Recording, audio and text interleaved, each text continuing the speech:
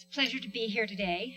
I'm going to begin with a quotation from Winston Churchill, who would have been, I think, very pleased by this event. He said, "We make our buildings, and afterwards they make us." In a similar spirit, we make our technologies, and our technologies shape us. They don't just change what we do instrumentally, they change the way we think. Digital technology, the focus of our conversation today, has shaped the mindset of the students who come to us. And I offer today a few examples of this with clear pedagogical implications for the future of higher education. The first I call the myth of multitasking. Our students grew up with always on you technology. We're all carrying it with us. We know what we mean. And in this world, success, they grew up with a measure of success that tends to be measured by texts answered, calls responded to, getting rid of your email. There's volume and velocity, even when we're considering matters over which we should take our time. Our students face a paradox. We tell them that their world is increasingly complex, yet we've created a communications culture that has decreased the time available for anyone to sit and think uninterrupted.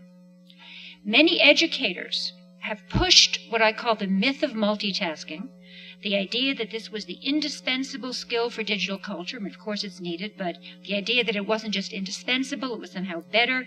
The most recent and best research is definitive. When you multitask, you do everything worse. To put it most starkly, we're not going to get rid of this technology. We use it every day, but we need to tell and teach our students that to succeed, they need to periodically turn it off.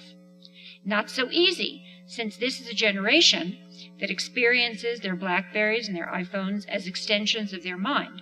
One Harvard fellow says, "When my iPhone died, it was like a death. I felt as though I had lost my mind." Second, I call simulation and its discontents. Today's college students are in the first generation to grow up thinking that simulation is not second best. 25 years ago, senior professors in engineering complained that the transition from slide rules to calculators had affected their students' ability to deal with issues of scale. When students used slide rules, they had to insert decimal points themselves, and the professors insisted that this discipline required their students to maintain a mental sense of scale, whereas those who relied on calculators made frequent errors in orders of magnitude. They had lost their ability to do back-of-the-envelope calculations, and with that, an intuitive feel for the material. Now, that calculator crisis seems very far away, but I think it was a harbinger of today's reality.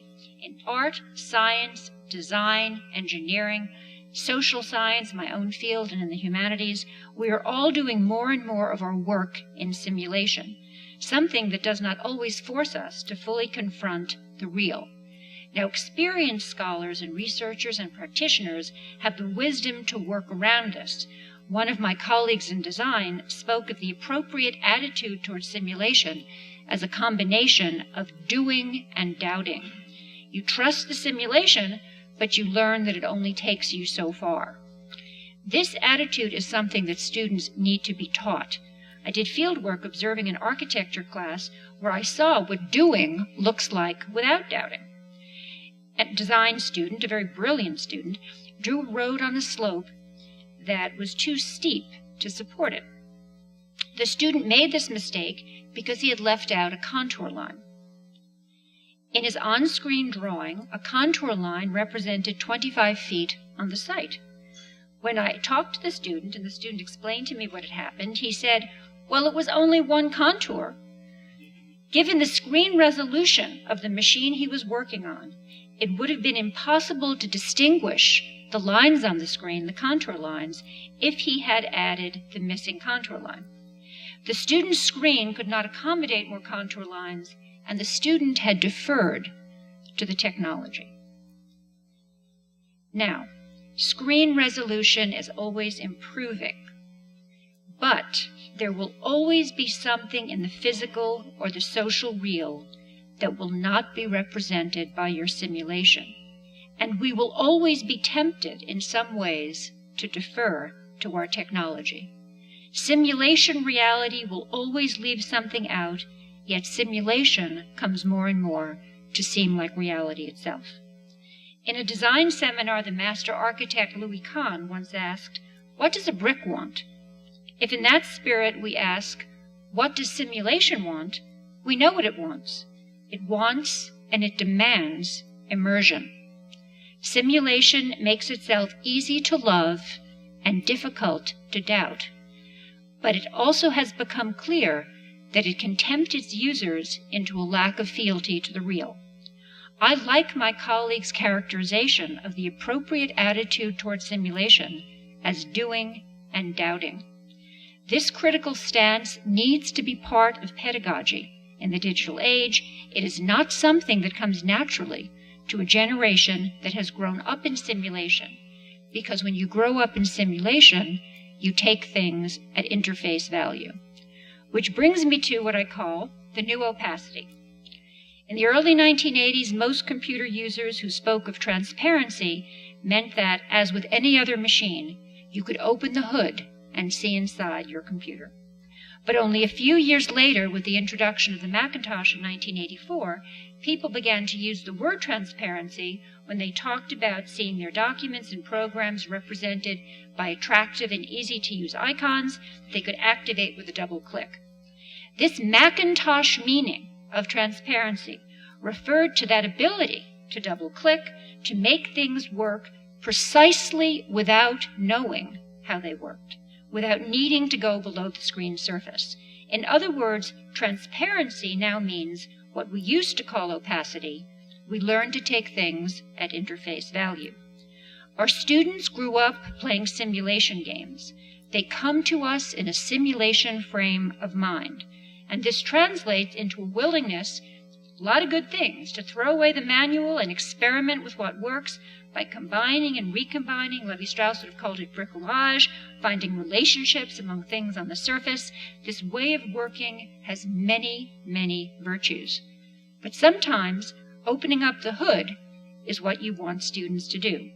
Call it that old-fashioned reductive understanding, and this is a pedagogical challenge because simulation culture, the culture in which we are immersed, does not teach it. My concluding thought: we have some new pedagogical responsibilities. Among these, a new kind of media literacy. Never has our world been more complex, and we need to think it through. Our world is not linear. Never have we so needed to entertain as many contradictory ideas at the same time. Never have we more needed to keep our eye on the real.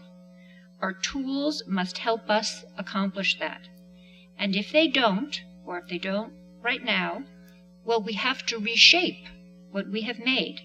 And in the meantime, at the very least, we must approach our tools with appropriate doubt.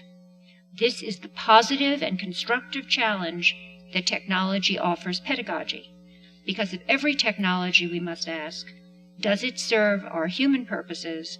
A question that causes us happily to reconsider what these purposes are. Thank you.